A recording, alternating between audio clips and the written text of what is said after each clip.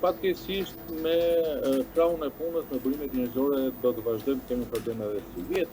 Ndoshta aq sa kam parë nga terreni, pra nga partnerët me të cilët bashkëpunojmë brenda vendit, si akomodues të kryesisht se të bëjnë pjesën më të madhe të paketës turistike, janë munduar që të stabilizojnë këtë problematik. Duhet të theksojmë faktin edhe një herë që ne ende jemi shumë larg të pasur punonjës gjithë vjetor në si të akomodues të kryesisht në Bregdet, dhe kjo bën automatikisht krahun e punës apo burimet njerëzore jo stabile dhe mungesa e stabilitetit sjell në mungesë cilësie.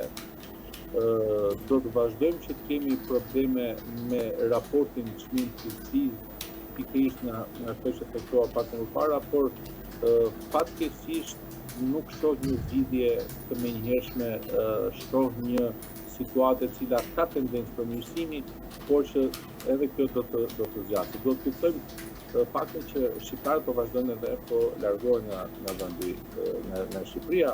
Statistikisht kemi të paktën rreth 130.000 persona të larguar nga Shqipëria në kohët e fundit, që janë pikërisht krahu i punës i nevojshëm dhe i duhur për industrinë turistike. Pra janë ata që mund ta bënin industrinë turistike të ishte akoma më aftë.